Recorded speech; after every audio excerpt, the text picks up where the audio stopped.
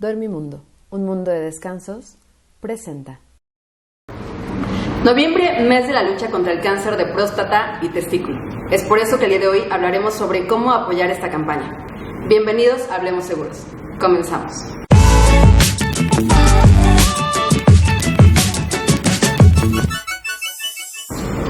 ¿Qué tal? El día de hoy está con nosotros la doctora Ana María Gómez García, médico oncólogo, coordinadora de oncología médica del Centro Médico Estatal ICEMIM y directora del Centro de Tratamiento de Cáncer Metepec en Torre Médica Árbol de la Vida. Doctora, ¿qué tal? Muy buenas tardes. Muchas gracias por estar con nosotros y sobre todo por contestarnos ahorita en un ratito más todas las dudas que tenemos sobre estos temas tan importantes. Al contrario, muchas gracias por la invitación. Doctora, platicábamos justo en la entrada del programa, veníamos de estar con el tema de cáncer de mama en el mes de octubre, pero yo desconocía que en noviembre es justo el tema de la lucha contra el cáncer de próstata y de testículo. Platícanos un poquito, porque nos decías que una forma de podernos unir a la causa, bueno, en nuestro caso no, en el caso de los hombres... ¿Puede ser el bigote nada más? Es el tema de dejarse el bigote y la barba.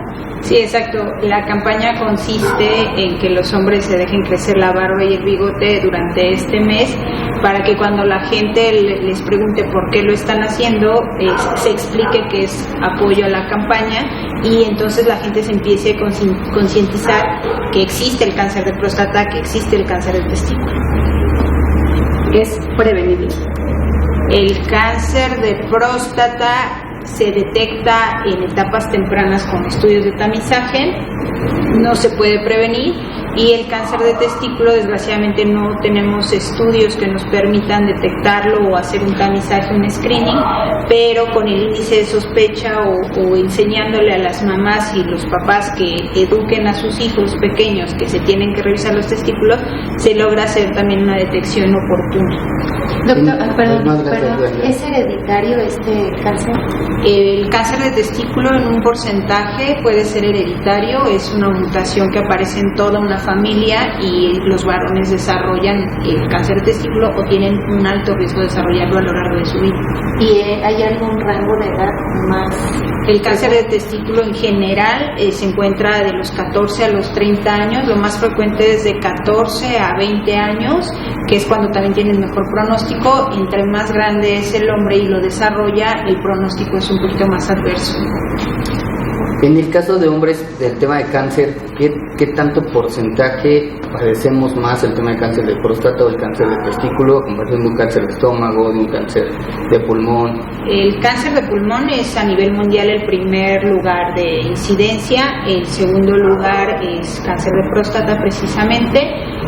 Se habla de que si los hombres llegaran a los 100 años todos desarrollarían cáncer de próstata porque es más bien un proceso degenerativo de la próstata.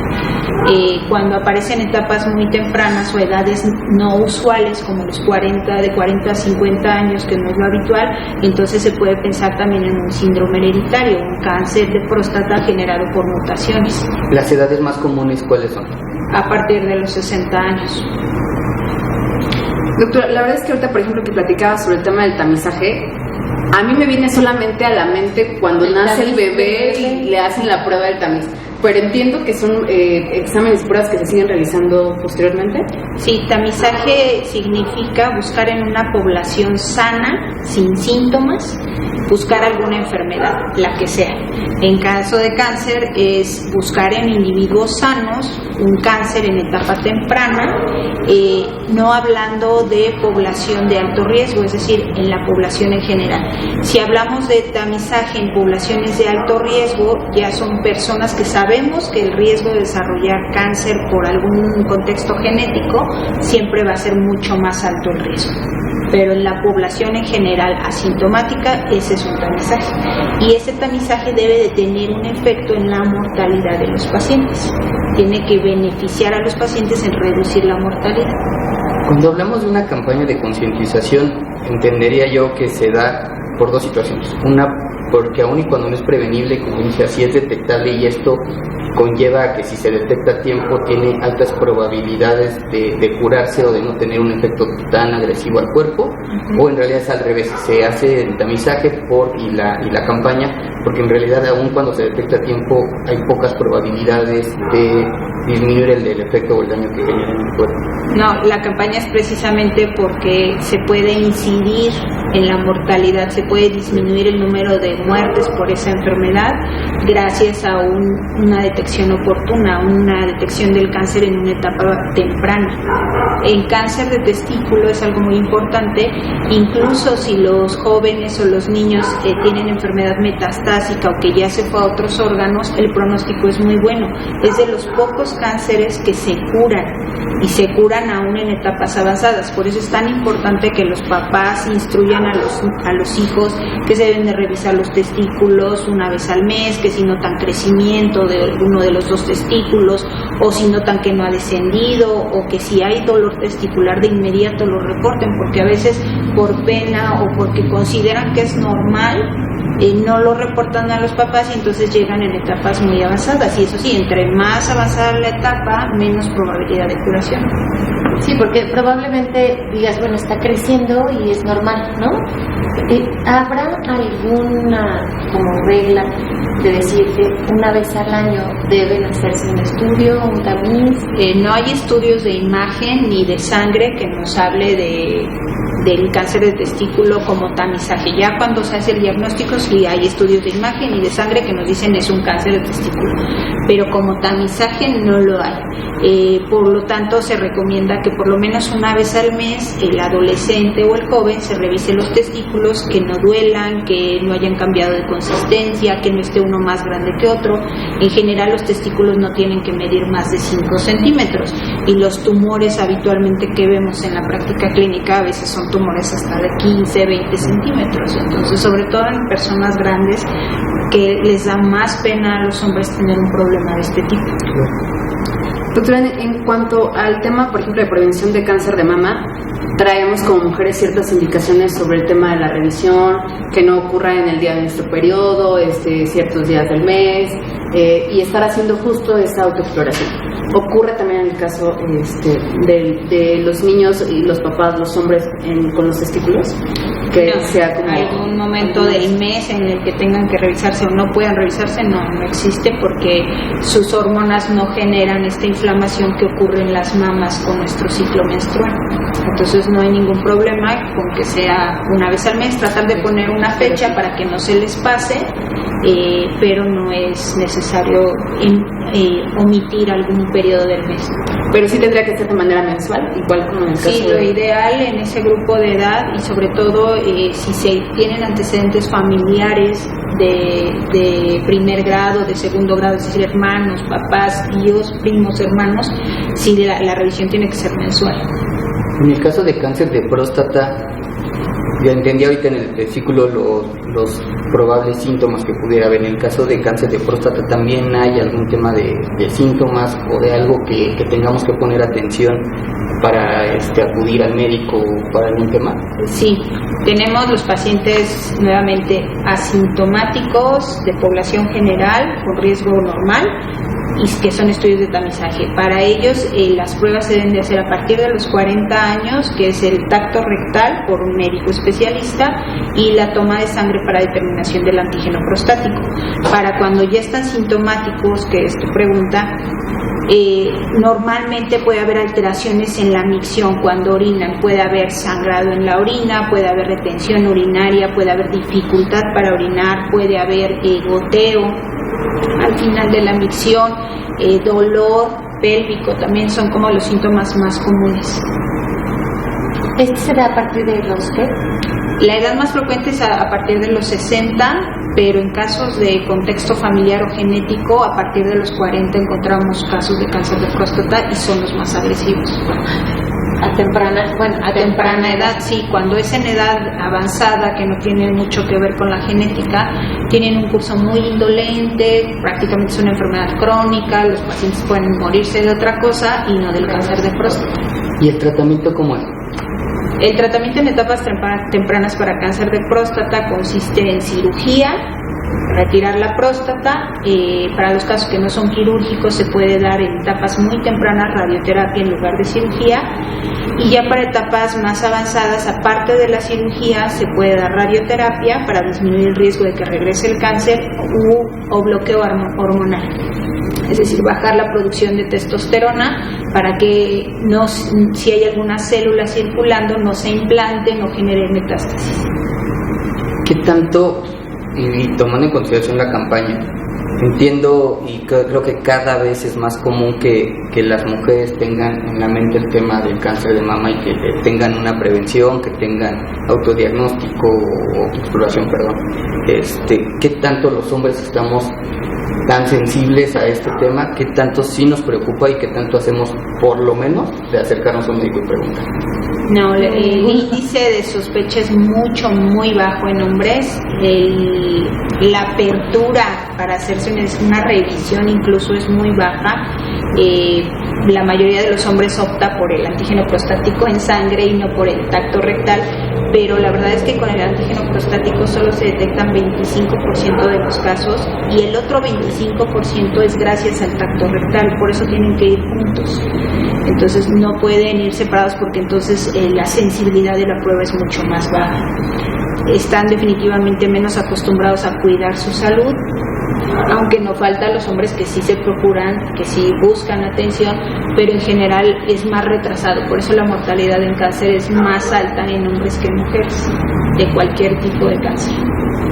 Por simple hecho cultural de no acercarse al médico. Sí. Es que justo ahorita lo que decía Gil, es que no estábamos enterados, ahorita antes de empezar a grabar, nos decías, doctora, que había meses específicos del tipo de cáncer y no estábamos enteradas de entrada del cáncer de testículo y próstata. Entonces, ¿qué pasa ahí? ¿Es falta de educación, de información, de interés por parte de los hombres? No, yo creo que en general de toda la población es falta de difusión del tema, ¿no? Porque incluso entre mujeres, ¿no? Al cáncer de mama se le da mucha difusión, mientras que es menos mortal que el cáncer de ovario. Se mueren más mujeres, de las que aparecen con el diagnóstico se mueren más mujeres con cáncer de ovario, pero tiene mucho menos difusión que cáncer de mama, que se salvan más. Entonces yo creo que es un tema de difusión, de redes, más que de culpabilidad del hombre o de desatención, ¿no? Aquí sí yo creo que depende mucho de los sistemas de salud que no damos la difusión correcta. Incluso educación, porque decías al principio que las mamás somos las que debemos explicarle al hijo cómo detectar o el papá, ¿no? Uh-huh. Sí, exacto. Pero también si nadie le dijo a los papás que podía haber cáncer de testículo, y eso nos corresponde al personal de salud, y no solo médicos, o sea, enfermeras, trabajadores sociales, todo el mundo que tenga conocimiento de la enfermedad tiene que difundirlo. Por eso la campaña, o sea, tratas de decirle a todos los hombres que apoyen la campaña para que se haga una extensión de la información y se empiece a sospechar la enfermedad. Qué complicado es el tema, sobre todo escuchar que la dificultad real es un tema cultural, no es un tema ni siquiera de la propia enfermedad, ¿no? Porque por lo que entiendo es detectarle a tiempo, creo o entendí, es mucho más sencillo el poderlo resolver, y lógicamente el puro tema cultural no nos permite ni siquiera acercarnos, ¿no? Ese como primer punto. Y segundo, lo decía muy bien, doctor, al parecer el tema también es los hombres cuidamos mucho menos nuestra salud, es decir, pretendemos pensar que tenemos menos complicaciones o menos dificultades de salud, cuando en realidad seguramente tenemos las mismas, nada más que las hacemos a un lado. Exacto, pero no es cultural de México, o sea, es mundial. En todos los países hay una resistencia en general por hacerse el tacto rectal. Pero es que ya se usa hasta como chiste, ¿no? O sea, sí, el tema de van a llegar a los 40 y justo esa resistencia, ¿no? Doc, ahorita hablando en general no solamente del tema de cáncer de próstata y de testículo, que era justo lo que queremos enfocar hoy, pero el detectarlo o no a tiempo creo que influye muchísimo, ¿no? ¿Qué tan cierto es el tema de que el cáncer no duele? Es muy cierto, el cáncer habitualmente no duele hasta que ya está muy grande y está comprimiendo alguna otra estructura, o ya llegó a un hueso, o ya llegó al cerebro, ya llegó al otro lado, ¿no? Algún lado donde ya no tiene para dónde crecer, ahí duele, pero al principio no duele. Por eso se hacen las pruebas de tamizaje, para detectarlo antes de que haya síntomas.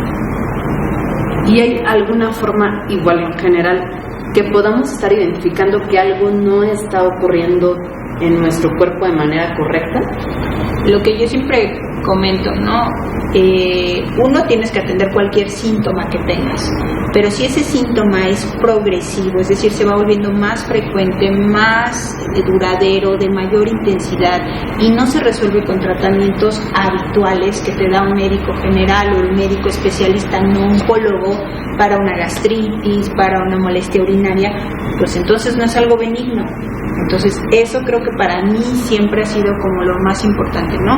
Si algo no se resuelve en 15 días, en un mes, pues entonces no es esa enfermedad y es otra cosa.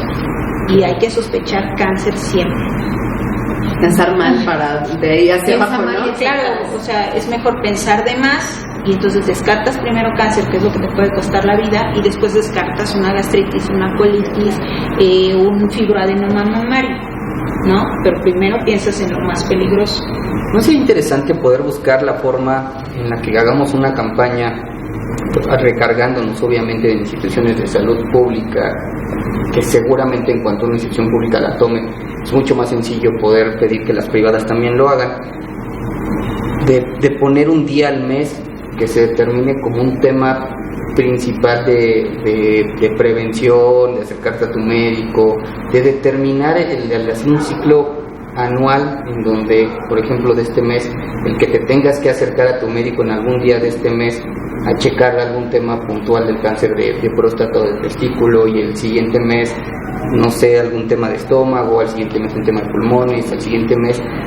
Sería bastante interesante porque aparte también para ustedes como sector salud es mucho mejor detectarlo a tiempo que detectarlo tarde, es decir, tanto el costo como la forma en la que atiendes al paciente es totalmente diferente cuando es a tiempo que cuando es tardado, y me parecería que podríamos hacer mucho desde el sector privado, apoyando a las instituciones públicas, ¿no? Es buena idea. Yo cambiaría que no fuera un mes de tema, o sea, sino que un día de cada mes estuviera dedicado a concientizar el cáncer de cualquier tipo. Sí, así como hay un día, el 27 de cada mes es el día naranja de no violencia contra la mujer, bueno, creo que es el 27, así que un día de cada mes se haga concientización de cualquier cáncer, porque así tenemos 12 oportunidades al año de que la gente se busque atención, de que la gente diga, lo que tengo puede ser cáncer, ¿no? Yo soy encargado o representante del sector económico en el Estado de México. Usted como coordinadora de oncología médica en el Centro Oncológico Estatal ICEMIM, ¿por qué no lo iniciamos? ¿Por qué no lo arrancamos? Yo pongo el tema empresarial, es decir, todas las empresas del Estado de México, para que hagamos todo el ¿cómo se llama? Iba a decir ruido, pero no creo que sea la palabra exacta. La logística. Más que nada todo el impacto importante que se tenga que dar hacia afuera, porque la verdad es que, y hay que decirlo, yo creo que también de una manera muy, muy clara, para nosotros es mucho más sencillo sensibilizar, pero conforme vamos disminuyendo el nivel económico es mucho más difícil sensibilizar, porque lógicamente tienen algunas otras complicaciones de vida y dejan la salud hasta el final, es decir, hasta que no sea algo totalmente grave o que no impacte directamente con su vida, no lo toman en serio, ¿no? Y me parece que desde el sector económico podremos hacer un gran aporte si nosotros mismos empezamos a tratar de sensibilizar a nuestros colaboradores, ¿no? Ahora, no es tan sencillo, porque una cosa es que tú le generes el índice de sospecha a la gente, que le generes la inquietud de buscarse un cáncer, y ahora cómo lo resuelven, cómo me hago el estudio, quién me lo va a pagar, y si me lo detectan, quién me va a dar el tratamiento. Entonces eso se va a volver un problema para los gobiernos finalmente, ¿no? Entonces yo creo que no es tan fácil, hay que buscar una estrategia en donde podamos ser resolutivos, ¿no? Y propositivos hacia las instituciones. O sea, ¿qué te comprometes, institución de salud, si la gente viene a buscar y te pide que le hagas un ultrasonido de próstata? ¿No? ¿A qué te comprometes tú? O sea, no solo es establecer el día, sino también los compromisos de cada uno.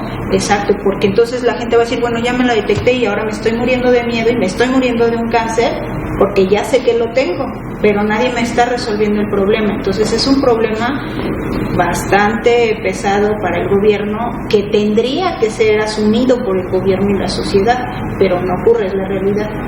Me queda muy claro y lo tomo al 100%, es tal cual la realidad, no solamente de este país, sino en realidad algo muy puntual, y lo que nos trajo la pandemia y puso sobre la mesa era muy claro. Ningún país, ni el más desarrollado, tenía la capacidad de poder atender a toda su población en el mismo instante sobre temas de COVID, ¿no? Y hablemos de otro tipo de enfermedades, tampoco lo tenemos ningún país en el mundo, sino siempre se juega con un tema de probabilidades, ¿no? Y en este caso sería lo mismo. ¿Qué tanto impacto podemos tener? Yo creo que si al final tenemos un impacto del 1% de nuestra población cercana, yo creo que ya es una gran ventaja, ¿no? Porque estamos disminuyendo el problema a 1%. Y me quedaría muy claro que sería maravilloso que el gobierno tuviera ese problema sobre temas de detección temprana, pero seguramente no sucederá porque muy pocos tendrán aún y con la sensibilización la intención de atenderse, ¿no? Pero me parecería que sería un buen inicio el poder hacer este mensaje y esta sensibilización, aunque la sensibilización al 100% estoy seguro no llegará hasta las clínicas, no llegará hasta los médicos, o sea, no ustedes, sino me refiero a la población, no llegará hasta allá con ustedes, sino pues de entrada por lo menos que se les quede en la mente que existe la enfermedad, que es detectable y que es curable. Claro que sí. Doctora, ahorita que los escuchaba aquí en su conversación, perdón. La realidad es que escuchamos la palabra cáncer y en automático es como una sentencia de muerte. Sí. Pero sabemos que hay algunos tipos de cáncer que pueden ser prevenibles cuando son justo detectados en etapas muy tempranas e incluso curables. Aquí hay dos temas importantes. Prevenible es que no me ocurra. ¿Cómo puedo evitar que me ocurra? Y en este ejemplo tenemos al cáncer de pulmón, que es la principal causa de cáncer prevenible. O sea, la mitad de los cánceres en el mundo se evitarían si la gente dejara de fumar, ¿no? Entonces, ese es un cáncer prevenible. Un cáncer detectable a tiempo son casi todos, que se mejora el pronóstico, y la diferencia entre la vida y la muerte es detectarlo a tiempo, ¿no? En una etapa muy temprana. Esa es la diferencia y el tema principal, ¿no? Ahora, sí hay cosas que podemos corregir para prevenir, sumar factores y que más probablemente yo desarrolle un cáncer, ¿no? La obesidad, el sedentarismo, el exceso de carnes asadas, por ejemplo, muchas cosas que de alguna manera van sumando el daño a la célula y entonces hacen más probable que yo desarrolle un cáncer. Esos son los factores prevenibles, ¿no? Entonces eso sí lo podemos hacer, mejorar nuestro peso, nuestra dieta, comer sano, etcétera, y dejar de fumar, por ejemplo, dejar exposición a pintura, aquí a la producción, muchos, o sea, factores de riesgo que podemos modificar. Lo no modificable es lo genético, lo que ya traemos, ¿no? Y nuestra misma edad a lo mejor, y la exposición al sol, pues no tan excesiva, sino la normal. Esas son cosas que no vamos a poder mejorar, pero que sí podemos detectar a tiempo mediante tamizajes. Por ejemplo, hace rato nos decía, doctora, que por ejemplo aquí nosotros los pasivos, gracias producción. No, es que decía, es el tema hereditario.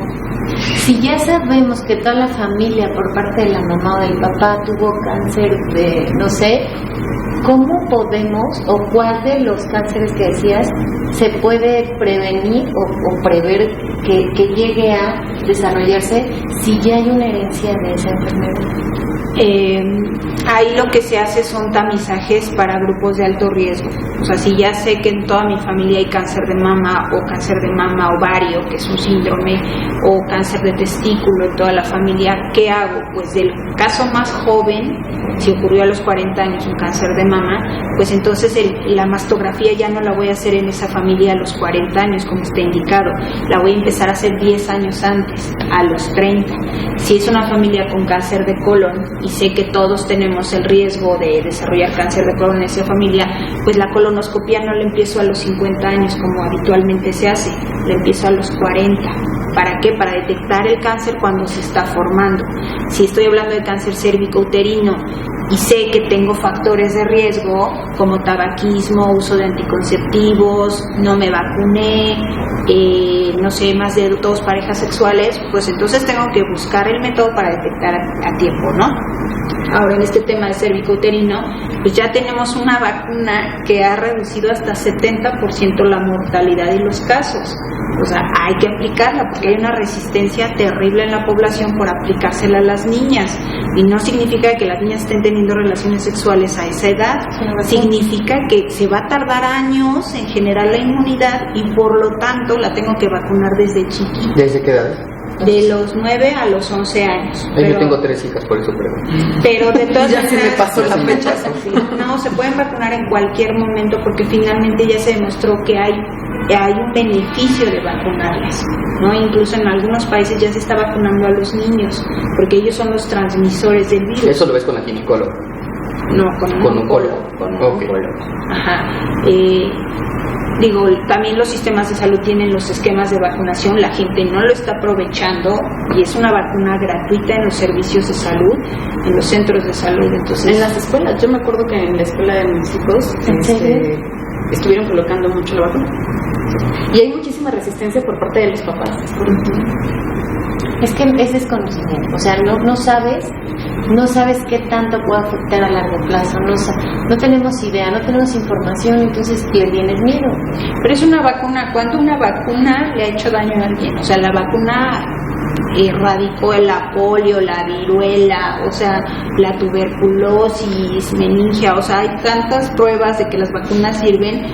¿Por qué resistirse a una vacuna que te va a prevenir el cáncer? Y de una muerte muy fea, realmente. Es una manera de morir bastante dolorosa el cáncer cérvico-uterino. Es que convencer a una persona de un acto positivo es bien complicado, pero convencer a una persona de un acto negativo o pasivo es mucho más sencillo. Es decir, convencer a alguien de no ponerse una vacuna es muy sencillo. Con 2 argumentos basta para que alguien no se ponga una vacuna, pero para que sí se la ponga necesitas más de 10, ¿no?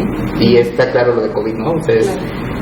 Para el Estado de México no ha sido tan complicado, pero si nos vamos a Oaxaca, Chiapas y Tabasco, son estados de la República que ha sido casi imposible que se quieran vacunar, ¿no? Están cerca del 30% de vacunación y no se va a mover de ahí porque la mayoría de las personas no quieren vacunarse. Yo tengo, porque ya se nos acabó el tiempo, pero tengo una pregunta y creo que va más enfocado al tema emocional, porque sabemos de casos en los que nunca tuvieron ninguna molestia y entonces se realizan la prueba o están en constantes estudios para estarse cuidando, pero en el momento en que nos dicen tienes cáncer, sientes todos los síntomas habidos y por haber y todo te duele y todo te molesta. ¿Qué ocurre en ese inter entre que no sentíamos nada, escuchamos la palabra cáncer y en automático sentimos todo y traemos todas las molestias, todo el dolor? Bueno, muchas veces puede ser que la gente no preste atención a su cuerpo, ¿no? Pero la molestia estuvo ahí desde hace meses. Fuimos conscientes de que... Exacto, nos concentramos en el trabajo, en la casa y en otras cosas, pero el síntoma estuvo. Y otra parte es la somatización, que es precisamente no puedo manejar mi estrés emocional, mi dolor emocional y lo transformo en un síntoma. Entonces puede ser cualquiera de sus posibilidades.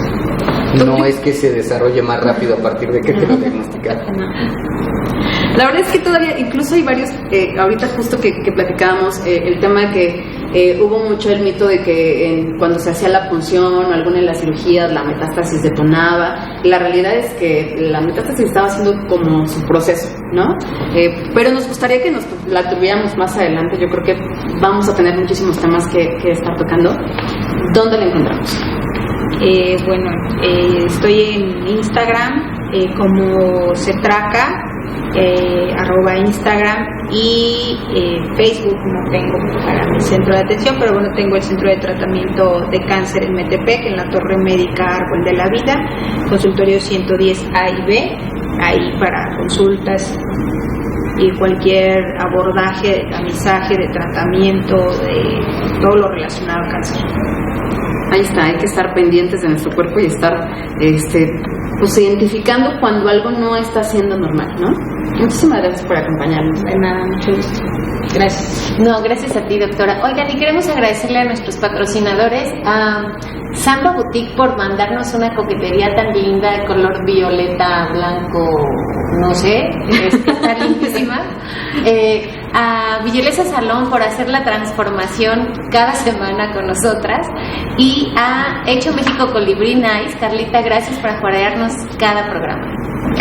Y aquí, que nos reciben cada uno de los programas, la verdad es que ustedes no ven el público que hay atrás de las cámaras, el público que hay atrás de nosotras, y que nos aguanta porque tienen que quedarse calladitos en este inter.